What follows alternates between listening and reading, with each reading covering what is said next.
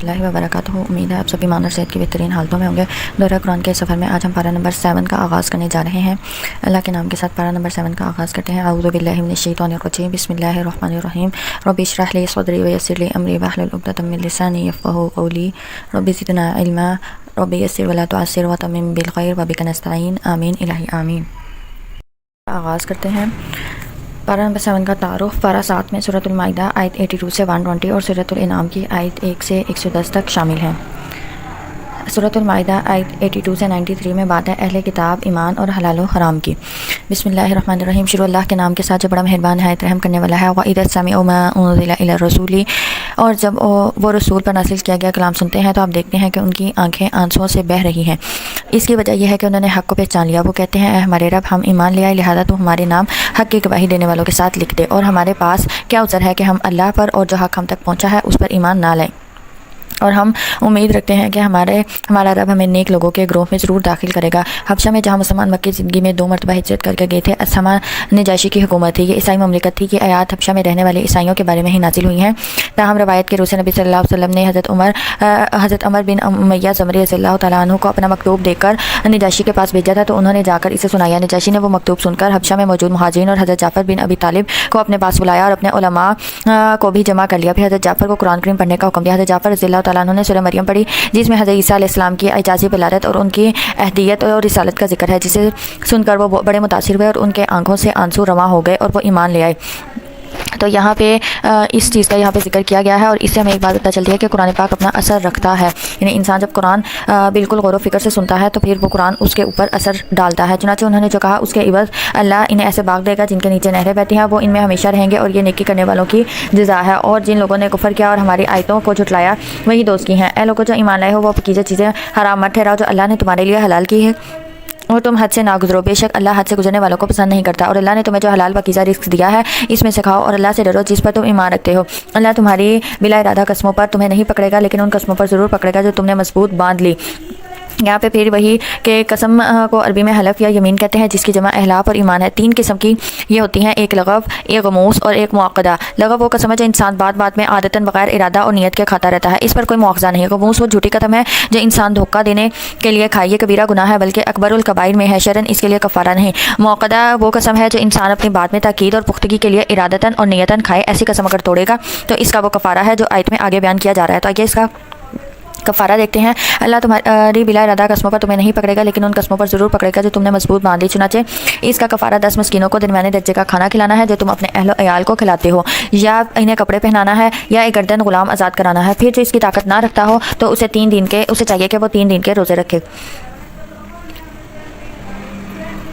یہ تمہاری قسموں کا کفارہ ہے جب تم قسم کھا کر توڑ دو اور تم اپنی قسموں کی حفاظت کرو. اللہ اسی طرح تمہارے لیے اپنی آیتیں بیان کرتا ہے تاکہ تم شکر کرو. اے لوگوں جو ایمان لائے ہو، بے شک شراب اور جوا، آستانے اور فال نکالنے کے تیر سب گندے کام ہے اور شیطان کے عمل سے ہیں، بس تم ان سے بچو تاکہ تم فلاح پاؤ. بے شک شیطان چاہتا ہے کہ تمہارے درمیان شراب اور جوئے کے ذریعے سے دشمنی اور بغض ڈال دے اور تمہیں اللہ کے ذکر اور نماز سے روک دے.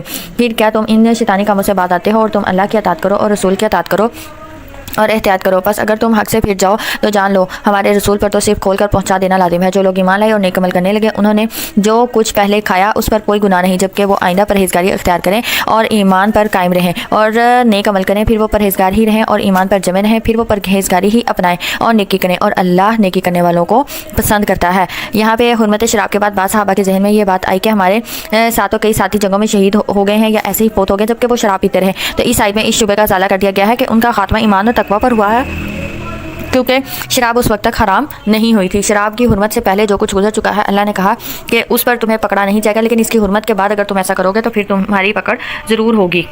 94 سے 108 میں بات ہے شکار، گواہی اور انصاف. اے لوگوں جو ایمان لائے ہو، اللہ ضرور تمہیں کچھ اس چیز کے شکار کے ذریعے سے آزمائے گا جس تک تمہارے ہاتھ اور نیزے پہنچ سکتے ہوں، تاکہ اللہ جان لے کہ کون اسے بن دیکھے ڈرتا ہے. پھر اس کے بعد جو حد سے گزر گیا اس کے لیے دردناک عذاب ہے.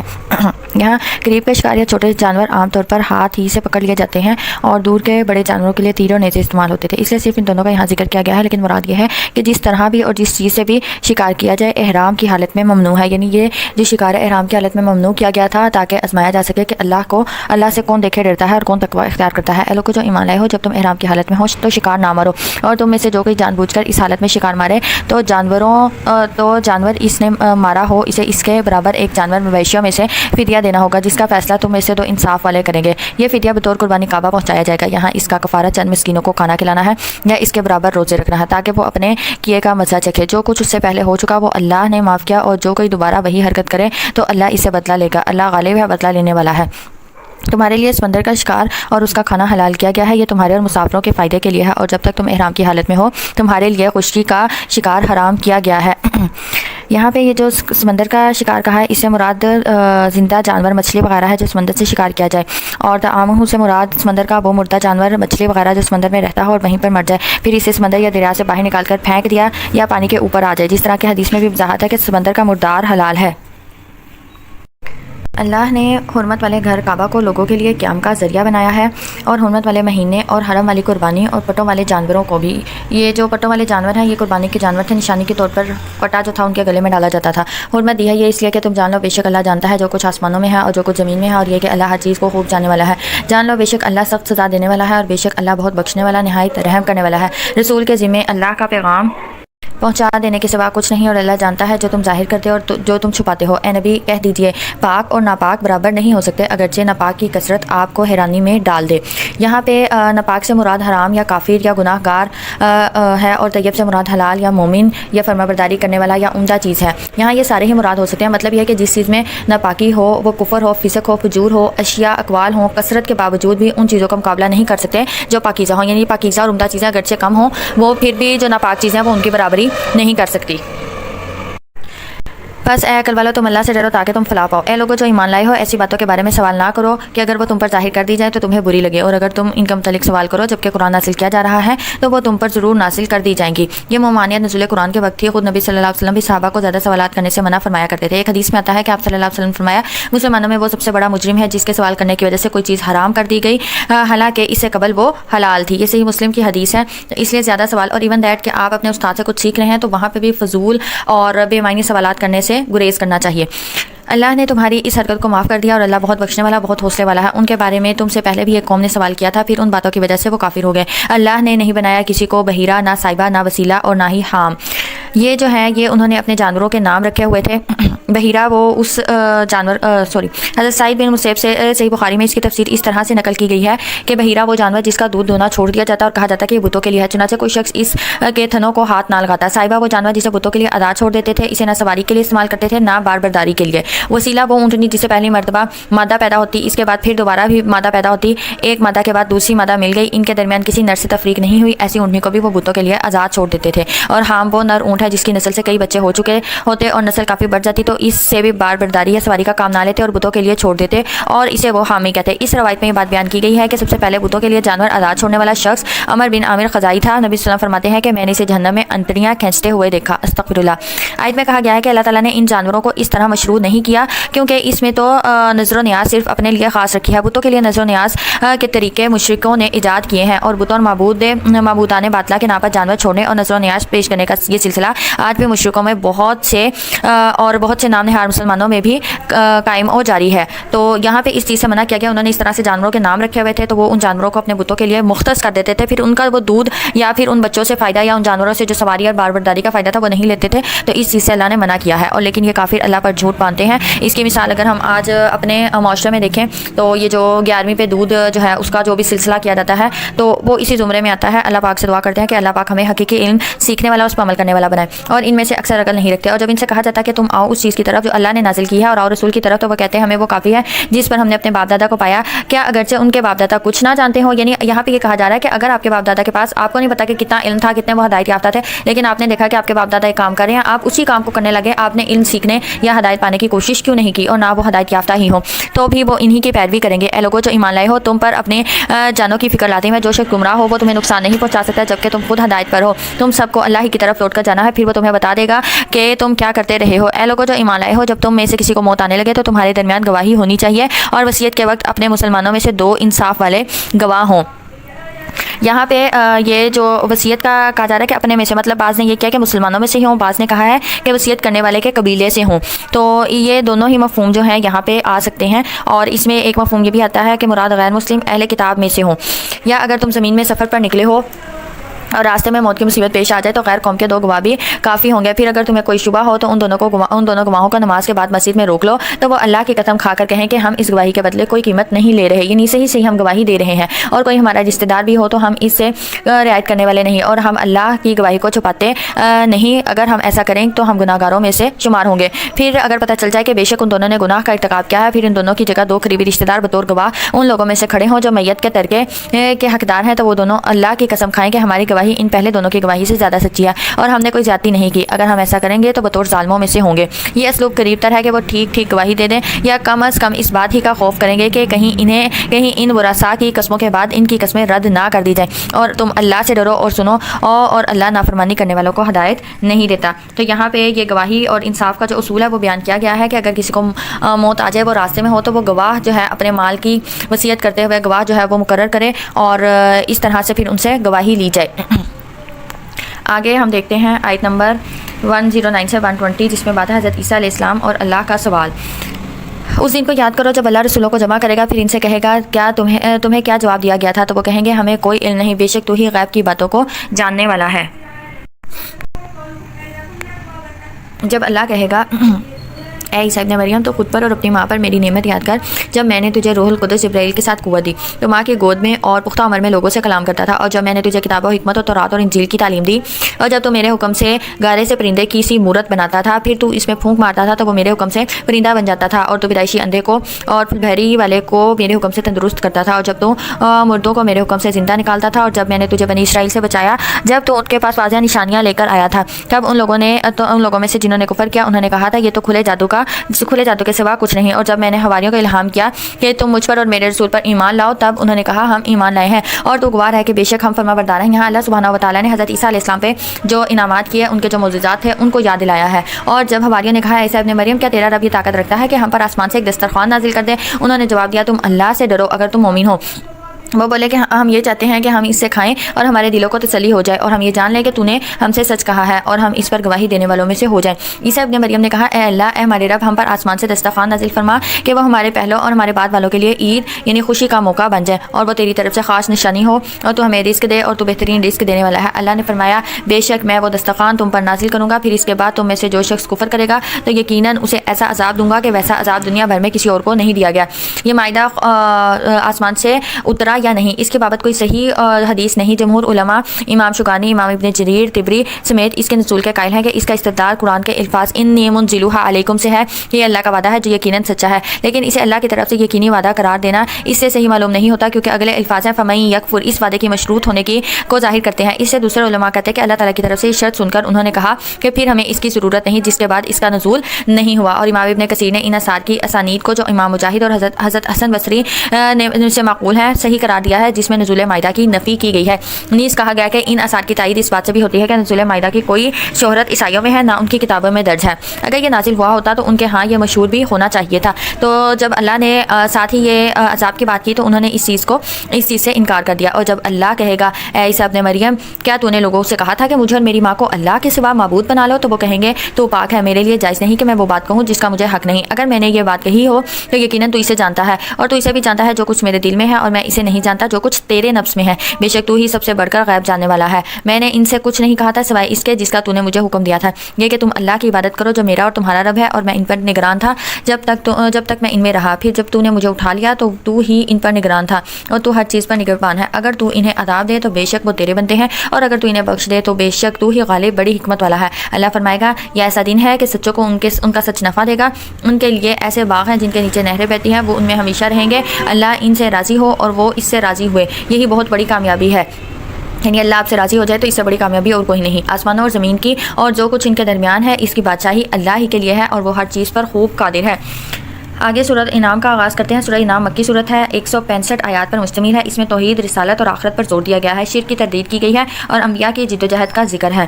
आयत नंबर 1 से 35 में बात है अल्लाह की कुदरत और कफ़ार का इनकार। बिस्मिल्लाहिर्रहमानिर्रहीम। शुरू अल्लाह के नाम से जो बड़ा मेहरबान निहायत रहम करने वाला है। अल्हम्दुलिल्लाहिल्लज़ी खलक़स समावाति वल अर्द। तमाम तारीफ़ अल्लाह ही के लिए है जिसने आसमान और ज़मीन को पैदा किया और अंधेरों और रोशनी को बनाया। फिर जिन लोगों ने कुफ़र किया वो अपने रब के साथ औरों को बराबर ठहराते हैं। वही अल्लाह है जिसने तुम्हें मिट्टी से पैदा किया, फिर इसने तुम्हारे लिए एक वक्त मुकर्रर किया और उसके यहाँ क़यामत का एक वक्त भी मुकर्रर है, फिर भी तुम शक करते हो। और वही अल्लाह है आसमानों और ज़मीन में, वो तुम्हारी छुपी और ज़ाहिर सब बातें जानता है, और वो जानता है जो कुछ तुम कमाते या करते हो।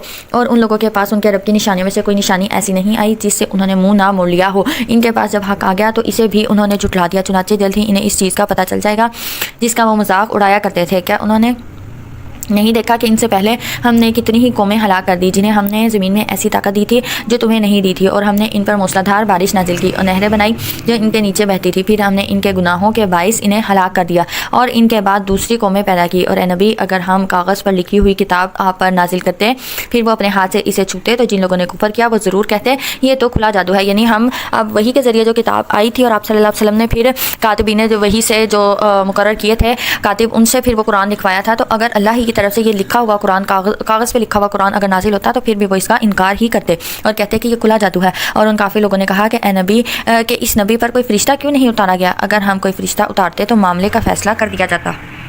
यानी अगर कोई फरिश्ता आता तो फिर अजाब भी उन पर नाजिल हो जाता, फिर उनको ज़रा मोहलत ना दी जाती। और अगर हम इस नबी को फरिश्ता बना कर भेजते तो हम इसे इंसान ही की शक्ल में भेजते, तभी हम इन्हें इसी शुबे में डालते जिसमें वो अब पड़े हुए हैं। और ए नबी, यकीनन आपसे पहले रसूलों से भी मजाक किया गया था, फिर इनमें से जिन लोगों ने मजाक किया था इन्हें अदाब ने आ घेरा जिसका वो मजाक उड़ाते थे। ए नबी, कह दीजिए तुम ज़मीन में घूमो फिरो, फिर देखो जुटलाने वालों का अंजाम क्या हुआ। इनसे पूछे जो कुछ आसमानों और ज़मीन में है वो किसके लिए है? कह दीजिए लिल्लाह, अल्लाह ही के लिए है। उसने मखलूक पर मेहरबानी करना अपने ऊपर लाजिम कर लिया है। वो क़यामत के दिन तुम्हें ज़रूर जमा करेगा जिसमें कोई शक नहीं। जिन लोगों ने अपने आप को खसारे में डाला है तो वो ईमान नहीं लाते। रात के अंधेरे और दिन के उजाले में जो कुछ ठहरा हुआ है वो अल्लाह ही का है और वो सब कुछ सुनता और खूब जानता है। ए नबी, कह दीजिए क्या मैं अल्लाह के सिवा और माबूद बना लूँ जो आसमानों और ज़मीन को पैदा करने वाला है और वो सब को खिलाता और उसे नहीं खिलाया जाता? कह दीजिए बेशक मुझे हुक्म दिया गया है कि मैं वो पहला शख्स हो जाऊँ जो इस्लाम लाया है और आप हर किस मुशरिकों में शामिल ना हो जाएं। कह दीजिए बेशक अगर मैंने अपने रब की नाफरमानी की तो मैं एक बहुत बड़े दिन के अजाब से डरता हूँ। यानी देखें, ये एक नबी का इतराफ़ है कि अगर उसने भी नाफरमानी की तो अजाब से बचाने वाला फिर कोई ना होगा। इस दिन जिस शख्स से अजाब हटा लिया गया तो यकीनन उस पर अल्लाह ने रहम किया और यही वाज़ेह कामयाबी है। और अगर अल्लाह आपको कोई तकलीफ़ पहुँचाए तो उसके सिवा इसे दूर करने वाला नहीं, और अगर वो आपको भलाई पहुँचाए तो वो हर चीज़ पर खूब कादिर है और वो अपने बंदों पर ज़ोर आवर गालिब है और वो खूब हिकमत वाला नहायत बाखबर है। ए नबी, इनसे कहिए गवाही के तौर पर कौन सी चीज़ सबसे बढ़कर है? कह दीजिए अल्लाह मेरे और तुम्हारे दरमियान गवाह है और मेरी तरफ यह कुरान वही किया गया है ताकि मैं इसके ज़रिए से तुम्हें और जिसको ये पहुँचे सबको डराऊं। क्या तुम उसकी गवाही देते हो कि अल्लाह के साथ दूसरे माबूद भी हैं? कह दीजिए मैं ये गवाही नहीं देता। और ये भी कह दीजिए कि सिर्फ वही एक माबूद है और बेशक मैं इससे बरी हूँ जो तुम शरीक ठहराते हो। जिन लोगों को हमने किताब दी वो इसे इस तरह पहचानते हैं जिस तरह अपने बेटों को पहचानते हैं। जिन लोगों ने अपने आप को खसारे में डाला तो वो ईमान नहीं लाते, यानी कि वो इस किताब को इस तरह से पहचानते हैं जैसे अपने बेटे को पहचानते हो। बेटे को तो अब इंसान अपने औलाद को कितने अच्छे से जानता है, इसी तरह से वो इस किताब को भी अच्छे से जानते हैं, फिर भी वो इसका इनकार करते हैं। और उस शख्स से बढ़कर जालिम कौन है जो अल्लाह पर झूठ बांधे या इसकी आयत को झुटलाए? बेशक जालिम फला नहीं पाएंगे। और जिस दिन हम सबको इकट्ठा करेंगे फिर जो लोग अल्लाह के साथ शरीक ठहराते थे उनसे हम कहेंगे तुम्हारे वो शरीक कहाँ हैं जिन्हें तुम अल्लाह के साथ शरीक ख्याल करते थे? फिर इस जवाब तलबी पर इनकी माजरत यही होगी कि वो कहेंगे अल्लाह हमारे रब की कसम हम मुशरिक नहीं थे। देखें वो अपने आप पर कैसा झूठ गढ़ेंगे और जिन्हें वो झूठे माबूद बना लेते थे वो वहाँ गुम हो जाएंगे। और उनमें से बाज़ वो हैं जो आपकी तरफ कान लगाते हैं जबकि हमने इनके दिलों पर पर्दे डाल दिए हैं कि वो उसको समझ ही ना सके। उनके कानों में बोझ यानी बहरापन है, अगर वो सारी निशानियां देख भी लें तब भी ईमान नहीं लाएंगे। हत्ता कि जब वो आपके पास आते हैं और आपसे झगड़ा करते हैं तो उनमें से जिन लोगों ने कुफर किया वो ये कहते हैं कि ये तो पहले लोगों की कहानियाँ हैं, और वो दूसरों को इस हिदायत से रोकते हैं और ख़ुद भी इससे दूर रहते हैं और वो अपने आप को ही हलाक कर रहे हैं और वो शऊर नहीं रखते। यानी ऐसा रवैया इख्तियार करके वो किसी और को नहीं बल्कि अपने आप को ही खसारे में डाल रहे हैं। और अगर आप इन्हें इस वक्त देखें जब वो आतिश पर खड़े किए जाएंगे तो वो कहेंगे काश एक बार हमें दुनिया में वापस भेज दिया जाए और हम अपने रब की आयत को हरगिज़ न झुटलाएंगे और हम मोमिनों में से ही होंगे। बल्कि नहीं, ان کے کرتوت تو ظاہر ہو چکے ہیں جنہیں وہ پہلے چھپاتے تھے، اور اگر انہیں واپس دنیا میں بھیج دیا جائے تو بھی وہ وہی کام کریں گے جس سے انہیں روکا گیا تھا، اور بے شک وہ جھوٹے ہیں، اگر انہیں موقع دے بھی دیا جائے تبھی وہ ویسے ہی کام کریں گے، اور وہ کہتے ہیں کہ زندگی تو بس ہماری دنیا کی ہی زندگی ہے اور ہمیں دوبارہ نہیں اٹھایا جائے گا۔ اور اگر آپ انہیں اس وقت دیکھیں جب وہ اپنے رب کے سامنے کھڑے کیے جائیں گے تو وہ فرمائے گا کیا یہ حق نہیں ہے؟ تو وہ کہیں گے کیوں نہیں، یہ حق ہمارے رب کی قسم، یہ حق ہے ہمارے رب کی قسم۔ تو اللہ فرمائے گا پھر عذاب کا مزہ چکھو اس وجہ سے کہ تم کفر کرتے تھے۔ بے شک وہ لوگ خسارے میں رہے جنہوں نے اللہ سے ملاقات کو جھٹلایا، حتیٰ کہ جب ان کے پاس قیامت اچانک آ جائے گی وہ کہیں گے ہائے افسوس ہم سے اس معاملے میں کیسی کوتاہی ہوئی، اور وہ اپنے بوجھ اپنی پیٹھ پر اٹھائے ہوئے ہوں گے۔ خبردار بہت برا ہے جو وہ بوجھ اٹھائیں گے۔ وَمَا الْحَيَاةُ الدُّنْيَا إِلَّا لَعِبٌ وَلَهْوٌ، اور دنیا کی زندگی بس کھیل تماشے کے سوا کچھ نہیں، اور آخرت کا گھر ان لوگوں کے لیے یقیناً بہتر ہے جو پرہیزگاری اختیار کرتے ہیں۔ کیا پھر تم عقل نہیں رکھتے؟ اے نبی تحقیق ہم جانتے ہیں کہ بے شک آپ کو وہ بات غمگین کرتی ہے جو وہ کہتے ہیں، بس بے شک وہ آپ کو نہیں جھٹلاتے بلکہ دراصل یہ ظالم تو اللہ کی آیتوں کا انکار کرتے ہیں، یعنی آپ اللہ کی طرف بلاتے ہیں اس لیے وہ آپ کے دشمن بنے ہوئے ہیں۔ اور اے نبی اور بیسیکلی ان کا جو انکار ہے اللہ کی آیتوں کے ساتھ، اللہ کے کلام کے ساتھ ہے۔ اور اے نبی بے شک آپ سے پہلے بہت سے رسول جھٹلائے گئے تو انہوں نے جھٹلائے جانے اور تکلیف دیے جانے پر صبر کیا۔ یہاں پہ آپ صلی اللہ علیہ وسلم کو تسلی دی جا رہی ہے کہ پہلے انبیاء کرام کے ساتھ بھی یہ ہوتا رہا ہے کہ ان کے پاس ہماری مدد آ پہنچی اور اللہ کے کلمات کو کوئی بدلنے والا نہیں، اور یقیناً آپ کے پاس رسولوں کی کچھ خبریں آ چکی ہیں، اور اگر ان لوگوں یعنی کافروں کا حق سے منہ موڑنا آپ کو ناگوار ہے تو آپ میں یہ طاقت ہے کہ آپ زمین میں کوئی سرنگ یا آسمان میں کوئی سیڑھی ڈھونڈ لیں، پھر آپ ان کے پاس کوئی نشانی لے آئیں تو ایسا کر گزریں۔ اگر اللہ چاہتا تو انہیں ہدایت پر جمع کر دیتا، چنانچہ آپ نادانوں میں سے نہ ہو جائیں۔ یہاں پہ یہ نبی صلی اللہ علیہ وسلم کو یہ ہدایت دی جا رہی ہے کہ آپ ان کے کفر پر زیادہ حسرت و افسوس نہ کریں، کیونکہ ان کا تعلق اللہ کی مشیت و تقدیر سے ہے، اس لیے اللہ ہی کے سپورٹ کرتے ہیں، وہی اس کی حکمت و مصلحت کو بہتر سمجھتا ہے، اور اگر ان کو ہدایت پر جمع کرنا چاہتا تو اللہ پہلے ہی ان کو ہدایت دے چکا ہوتا، اور آپ ان کے پاس کوئی معجزہ یا نشانی بھی لے آئیں تو ہرگز وہ ایمان لانے والوں میں سے نہیں ہوں گے۔ آیت 36 سے 73 میں بات ہے ہدایت دنیا اور آخرت کی۔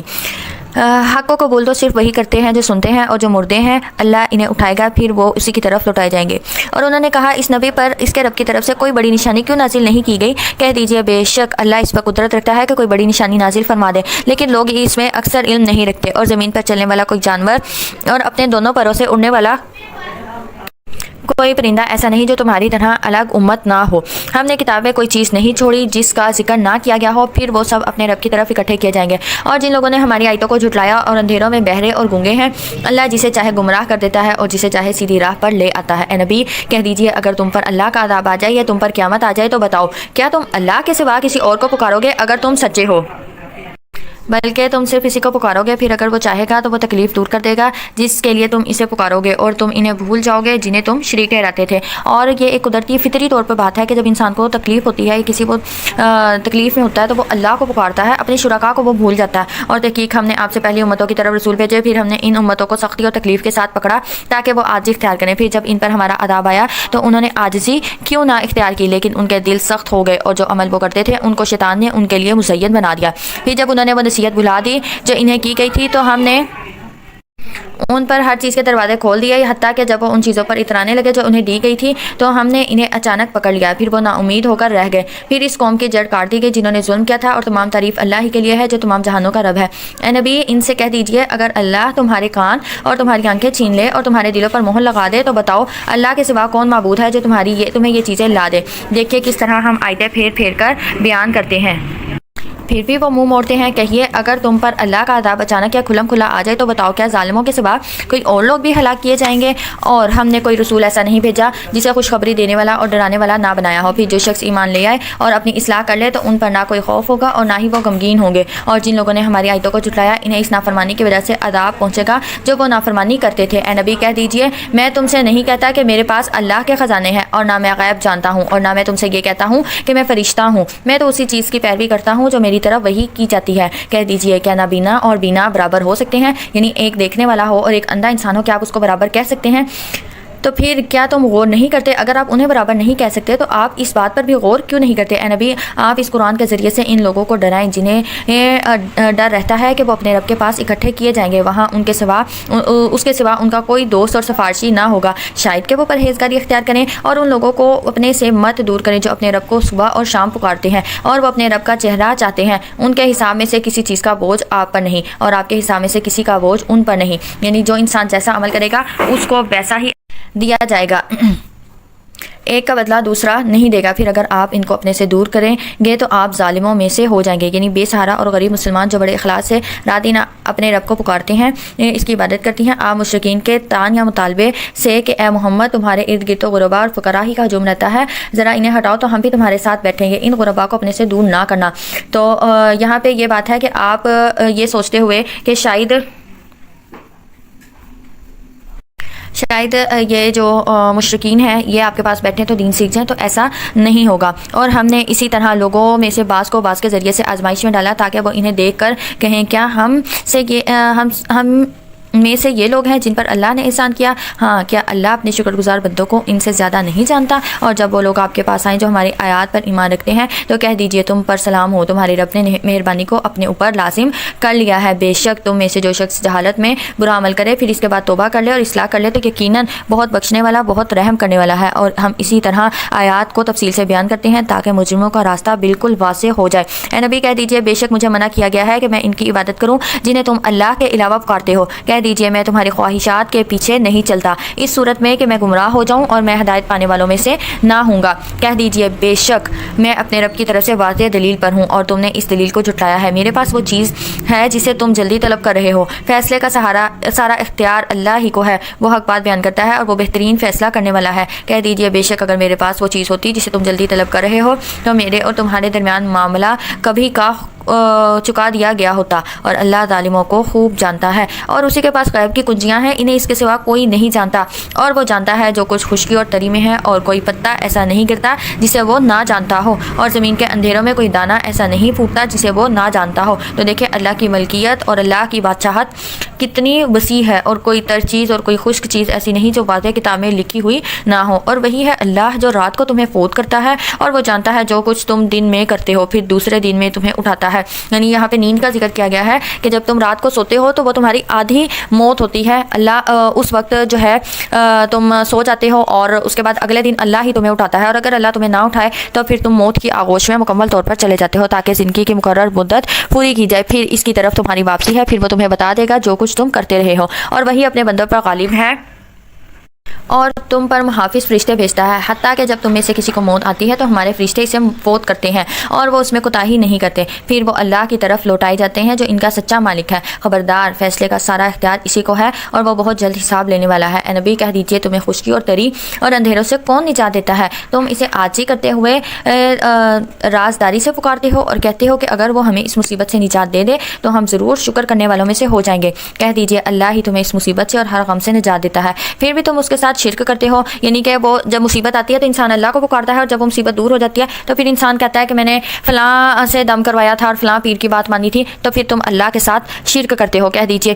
وہی اس پر قدرت رکھتا ہے کہ تمہارے اوپر سے یا تمہارے پاؤں کے نیچے سے تم پر عذاب بھیجے یا تمہیں گروہوں میں تقسیم کر کے ایک گروہ کو دوسرے کی طاقت کا مزہ چکھائے۔ دیکھیے ہم کس طرح آیتوں کو پھیر پھیر کر بیان کرتے ہیں تاکہ وہ سمجھیں، اور اس قرآن کو آپ کی قوم نے جھٹلایا حالانکہ وہ حق پر ہے۔ کہہ دیجئے وہی میں تم پر نگران نہیں ہوں، ہر ایک خبر کا وقت مقرر ہے اور جلد ہی تم جان لو گے۔ اور جب آپ ان لوگوں کو دیکھیں گے جو ہماری آیتوں پر نکتہ چینی کر رہے ہوتے ہیں تو آپ ان کے پاس سے ہٹ جائیں یہاں تک کہ وہ اس کے علاوہ کسی اور بات میں مشغول ہو جائیں، اور اگر شیطان آپ کو یہ بات بھلا دے تو یاد آنے پر ان ظالم لوگوں کے پاس مت بیٹھے، ان کے حصہ میں سے کسی چیز کی ذمہ داری ان لوگوں پر نہیں جو پرہیزگاری اختیار کرتے ہیں، اور لیکن نصیحت کرنا ان کا فرض ہے تاکہ وہ بھی پرہیزگاری اختیار کریں۔ اور اے نبی ان لوگوں کو چھوڑ دیجیے جنہوں نے اپنے دین کو کھیل تماشا بنا لیا ہے اور دنیا کی زندگی نے انہیں دھوکے میں ڈال دیا ہے، اور آپ اس قرآن کے ذریعے نصیحت حاصل کرتے رہیے تاکہ کوئی شخص اپنے کرتوتوں کے وبال سے ہلاک نہ کیا جائے۔ اللہ کے سوا اس کا کوئی دوست اور کوئی سفارشی نہ ہوگا، اور اگر وہ بدلے میں ہر طرح کا فدیہ دے دے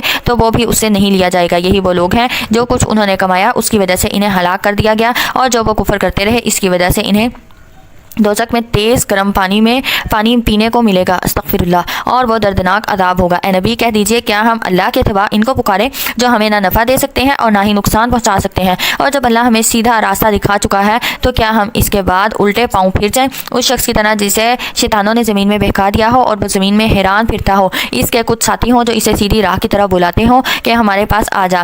कह दीजिए, बेशक हदायत तो अल्लाह ही की हदायत है और हमें हुक्म दिया गया है कि हम सब जहानों के रब के फरमाबरदार हो जाएं, और ये कि नमाज कायम करो और अल्लाह से डरो, और वही है जिसकी तरफ तुम इकट्ठे किए जाओगे, और वही है जिसने आसमानों और ज़मीन को हक के साथ पैदा किया, और जिस दिन वो कहेगा हो जा तो हशर बर्पा हो जाएगा, और कौल इसी का हक है और इसी की हिकमत होगी। जिस दिन सूर फूंका जाएगा और वो छुपी और जाहिर सब बातों को जानने वाला, वही हिकमत वाला, खबर रखने वाला है। आगे देखते हैं सूरतुल इनाम आयत 74 से 90 में बात है हज़रत इब्राहीम अलैहिस्सलाम की दावत और अंबिया अलैहिस्सलाम का जिक्र। वइज़ क़ाला इब्राहीम लिअबीही आज़र अतत्तख़िज़ु अस्नामन, और जब इब्राहीम ने अपने बाप आज़र से कहा, क्या तुम बुतों को माबूद ठहराते हो? बेशक मैं तुम्हें और तुम्हारी कौम को खुली गुमराही में पड़े देखता हूँ। और इस तरह हम इब्राहीम को आसमानों और ज़मीन की बादशाही दिखाते थे और ताकि वो यकीन करने वालों में से हो जाए। चुनांचे जब इस पर रात छा गई तो उसने एक सितारा देखा। अब यहाँ पे ये देखें कि इब्राहीम अलैहिस्सलाम अपनी कौम को किस तरह से जो है वो यकीन दिलाने की कोशिश कर रहे हैं कि जिनको वो माबूद मानते हैं वो माबूद नहीं है, और दलाइल के साथ बात कर रहे हैं, उनके मेंटल लेवल पे जाकर बात करने की कोशिश कर रहे हैं। तो हमें भी चाहिए कि जब हम किसी को कोई दीन की बात समझाना चाहें या वैसे भी कोई बात समझाना चाहें तो सामने वाले का मेंटल लेवल देखते हुए, उसकी एबिलिटी को देखते हुए फिर हम उसको वो बात समझाएं। तो इब्राहीम अलैहिस्सलाम ने क्या कहा? इब्राहीम अलैहिस्सलाम ने कहा, ये मेरा रब है। फिर जब वो गुरूब हो गया तो कहा, मैं गुरूब होने वालों से मोहब्बत नहीं करता। फिर जब इसने चांद चमकता हुआ देखा तो कहा, यही मेरा रब है। फिर जब वो गुरूब हो गया तो उसने कहा, अगर मेरे रब ने मुझे हदायत ना दी तो यकीनन मैं गुमराह कौम में से हो जाऊंगा।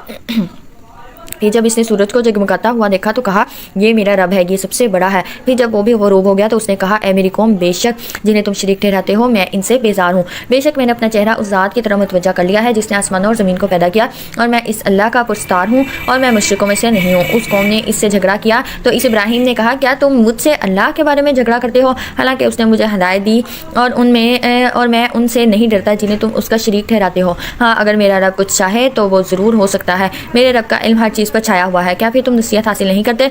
और मैं इनसे क्यों डरूं जिन्हें तुम शरीक ठहराते हो, जबकि तुम इस बात से नहीं डरते कि तुम इनको अल्लाह के शरीक ठहराते हो जिनकी इसने तुम पर कोई दलील नासिल नहीं की। बस दोनों फरीकों में से कौन अमन का ज़्यादा हकदार है? बताओ अगर तुम जानते हो।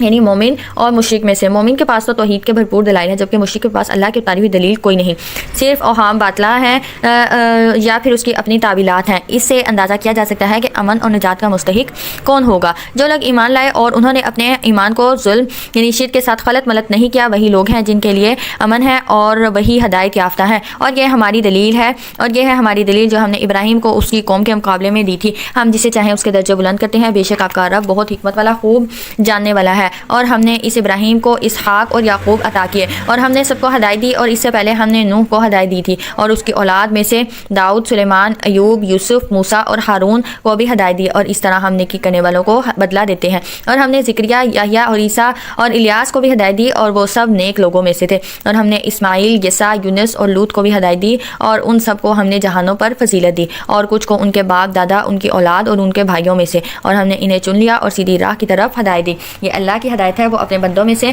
जिसे चाहता है इसकी तरफ रहनुमाई करता है। और अगर वो लोग शिर्क करते तो जो वो अमल करते थे बर्बाद हो जाते। ये वो लोग हैं जिन्हें हमने किताब, हिकमत और नबूवत दी थी। अब अगर ये लोग इस हदायत को मानने से इनकार करते हैं तो बेशक हमने इसके लिए ऐसी कौम तैयार की है कि वो इनका इनकार करने वाली नहीं। ये लोग हैं जिन्हें अल्लाह ने हदायत दी, लिहाजा ए नबी आप भी इनके तरीके की पैरवी करें। कह दीजिए, मैं इस पर तुमसे कोई अजर नहीं मांगता, ये तो तमाम दुनिया वालों के लिए नसीहत है। 91 से 110 में बात है कुरान, हलाल हराम और आजमाइश की। वमा क़दरुल्लाह हक़्क़ क़दरिही, और उन्होंने अल्लाह की कदर नहीं की जिस तरह के उसकी कदर करने का हक़ था।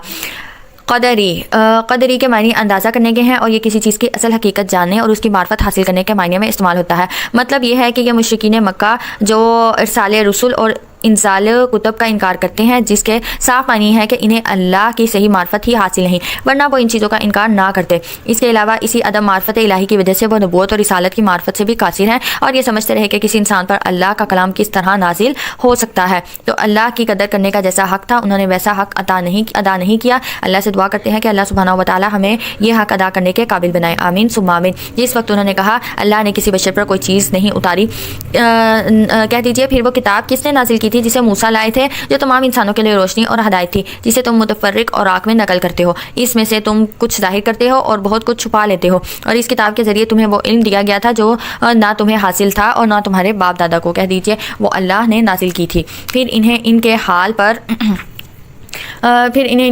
چھوڑ دیجئے، وہ اپنی نکتہ چینیوں میں کھیلتے رہے۔ اور یہ کتاب قرآن مجید ہم نے اسے نازل کیا، یہ برکت والی تصدیق کرنے والی ہے اس کتاب کی جو اس سے پہلے آئی تھی، تاکہ آپ ام القریٰ یعنی مکہ اور اس کے آس پاس والوں کو ڈرائیں۔ اور جو لوگ آخرت پر ایمان لاتے ہیں وہ اس قرآن پر بھی ایمان رکھتے ہیں اور وہ اپنی نمازوں کی حفاظت کرتے ہیں۔ اور اس شخص سے زیادہ ظالم کون ہے جو اللہ پر جھوٹ کرے یا کہے کہ مجھ پر وحی نازل کی گئی ہے، حالانکہ اس پر کوئی وحی نازل نہیں کی گئی۔ اور جس نے کہا کہ میں بھی ایسی چیز نازل کر سکتا ہوں جیسی اللہ نے نازل کی ہے، کاش آپ ظالموں کو اس حال میں دیکھیں جب وہ موت کی سختیوں میں گرفتار ہوتے ہیں، اور فرشتے یہ کہتے ہوئے اپنے ہاتھ پھیلائے ہوئے ہوتے ہیں کہ نکالو اپنی جانیں، آج تمہیں بدلے میں ذلت کا عذاب دیا جائے گا، کیونکہ تم اللہ پر ناحق باتیں گھڑتے تھے اور اس کی آیتیں سن کر تکبر کرتے تھے، اور یقیناً تم ہمارے پاس اکیلے آئے ہو، جس طرح کہ ہم نے تمہیں پہلی بار پیدا کیا، اور ہم نے تمہیں جو کچھ عطا کیا تھا وہ تم اپنے پیچھے چھوڑ آئے ہو، اور اب ہمیں تمہارے ساتھ تمہارے وہ سفارشی نظر نہیں آتے جن کے بارے میں تم دعویٰ کرتے تھے کہ بے شک وہ تمہاری بندگی میں اللہ کے شریک ہیں،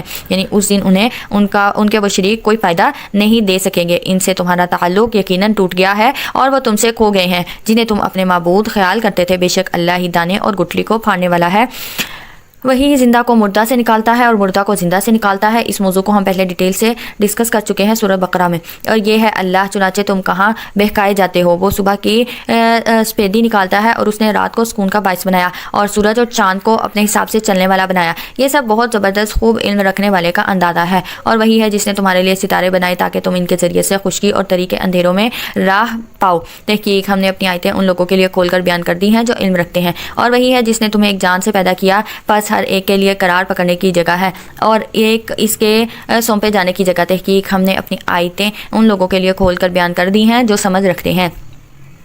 اور وہی ہے جس نے آسمان سے پانی نازل کیا، پس ہم نے اس کے ذریعے سے ہر قسم کی نباتات پیدا کی، پھر ہم نے اس سے ہری بھری کھیتیاں نکالی جن سے ہم ایک دوسرے سے جڑے ہوئے دانے نکالتے ہیں، اور کھجور کے شگوفے پھل کے گچھے پیدا کیے جو بوجھ سے جھکے جاتے ہیں، اور انگور، زیتون اور انار کے باغ لگائے جن کے پھل ایک دوسرے سے ملتے جلتے ہیں اور بعض نہیں ملتے جلتے۔ یہ درخت جب پھل دینے لگتے ہیں تو ان کے پھل دینے اور ان کے پکنے کی حالت کو دیکھ کر غور کرو، بے شک ان میں لوگوں کے لیے نشانیاں ہیں جو ایمان لاتے ہیں۔ اور اس پر بھی لوگوں نے جنوں کو اللہ کا شریک ٹھہرا دیا، حالانکہ اس نے تو انہیں پیدا کیا ہے، اور انہوں نے بغیر علم کے اللہ کے بیٹے اور بیٹیاں گھڑ لیے۔ سبحانہ و تعالی عما یصفون، پاک ہے وہ اس سے ان باتوں سے بلند ہے جو وہ بیان کرتے ہیں۔ وہی آسمانوں اور زمین کا موجد ہے، اس کی اولاد کیسے ہو سکتی ہے جبکہ اس کی کوئی بیوی نہیں، اور اسی نے ہر چیز کو پیدا کیا ہے، اور وہی ہر چیز کو خوب جاننے والا ہے۔ یہ ہے اللہ تمہارا رب، اس کے سوا کوئی معبود نہیں، وہی ہر چیز کو پیدا کرنے والا ہے، چنانچہ تم اس کی عبادت کرو، اور وہ ہر چیز پر نگران ہے۔ اس کی حقیقت کو نگاہیں نہیں پا سکتی اور وہ نگاہوں کو پا لیتا ہے، اور وہ نہایت باریک بین بہت باخبر ہے۔ تمہارے پاس تمہارے رب کی طرف سے واضح دلیلیں آ چکی ہیں، چنانچہ جس نے بصیرت سے کام لیا تو اس کے اپنے فائدے کے لیے ہے، اور جو اندھا بنا رہا اس کا وبال اسی پر ہے۔ اور کہہ دیجئے میں تم پر حافظ نہیں ہوں، اور ہم آیات کو اسی طرح پھیر پھیر کر بیان کرتے ہیں تاکہ وہ کافر یہ کہیں کہ تو نے کسی سے پڑھ لیا ہے، اور جو لوگ علم رکھتے ہیں ان پر ہم اس حقیقت کو واضح کر دیں گے۔ اے نبی، آپ اس وحی کی پیروی کریں جو آپ کی طرف آپ کے رب کی طرف سے نازل کی جاتی ہے، اس کے سوا کوئی معبود نہیں، اور مشرکین کی طرف دھیان نہ دیں۔ اور اگر اللہ چاہتا تو وہ شرک نہ کرتے، اور ہم نے آپ کو ان پر محافظ نہیں بنایا، اور آپ ان کے ذمہ دار نہیں۔ اور مشرکین اللہ کو چھوڑ کر جنہیں پکارتے ہیں تم انہیں گالی مت دو، پھر وہ بھی جہالت میں حد سے گزرتے ہوئے اللہ کو گالی دیں گے۔ یہاں یہ سمجھایا جا رہا ہے اور یہ اصول بتایا جا رہا ہے کہ تم اگر ان کے معبودوں کو برا بھلا کہو گے تو یقیناً وہ بھی اللہ کو ایسا ہی کہیں گے، تو تم اس طرح سے ان کے معبودوں کو گالی مت دو۔ اسی طرح نبی صلی اللہ علیہ وسلم نے یہ بھی فرمایا کہ تم کسی کے ماں باپ کو گالی مت دو، اس طرح کہ تم خود اپنے والدین کے لیے گالی کا سبب بن جاؤ گے۔ اس طرح ہم نے ہر امت کے لیے ان کے عمل میں کشش پیدا کر دی ہے، پھر انہیں اپنے رب کی طرف لوٹ کر جانا ہے، پھر وہ انہیں بتائے گا کہ وہ کیا کچھ کرتے رہتے تھے۔ انہوں نے اللہ کے نام کی پختہ قسمیں کھائی کہ اگر ان کے پاس مخصوص نشانی آ جائے، یعنی کوئی بڑا معجزہ آ جائے، تو وہ اس پر ضرور ایمان لے آئیں گے۔ اے نبی کہہ دیجئے نشانیاں تو صرف اللہ ہی کے پاس ہیں، یعنی جس بڑی نشانیوں کا تم مطالبہ کر رہے ہو وہ نبی کے اختیار میں نہیں بلکہ وہ اللہ کے اختیار میں ہے، اور اس کی مشیت پر ہی ہے، اگر وہ چاہے تو وہ لے آئے، اگر نہ چاہے تو کوئی اور نہیں لا سکتا۔ اور ہم اسی طرح ان کے دلوں اور نگاہوں کو پھیر دیتے ہیں جس طرح یہ پہلی بار اس قرآن پر ایمان نہیں لائے تھے، اور ہم انہیں ان کی سرکشی میں بھٹکنے کے لیے چھوڑ دیں گے۔ یہاں پہ ہمارا پارہ نمبر 7 مکمل ہوا۔ ایک بار ہم وہ پوائنٹس دیکھ لیتے ہیں جو ہم نے اس بارے میں ڈسکس کیے۔ ایمان والوں کے آنسو، اہل کتاب میں سے کچھ لوگ سچائی کو پہچان کر ایمان لے آتے ہیں۔ شراب اور جوئے کی ممانعت، شیطان کا ان ہتھیاروں کے ذریعے انسانوں کو گمراہ کرنا، اس سے بچنا چاہیے اور اللہ سے دعا مانگنی چاہیے۔ معاوضات کا زیادہ سے زیادہ اہتمام کیا کریں۔ اللہ کی نشانیاں، تخلیق، آسمان و زمین، بارش اور نباتات کی پیدائش میں غور و فکر کی دعوت، حضرت عیسیٰ علیہ السلام اور حضرت ابراہیم علیہ السلام، توحید اور اللہ کی وحدانیت کی تعلیم، حلال و حرام کھانے، شکار اور دیگر امور میں اللہ کی دی گئی حدود۔ قیامت کا دن تمام انبیاء اور ان کی امتوں سے سوال ہوگا۔ اللہ پاک سے دعا کرتے ہیں کہ اللہ پاک ہمیں ان سب احکامات کو، توحید کو سمجھنے والا اور شرک سے بچنے والا بنائے۔ انشاءاللہ پھر ملاقات ہوگی۔ اپنا بہت سارا خیال رکھیے گا۔ السلام علیکم ورحمۃ اللہ وبرکاتہ۔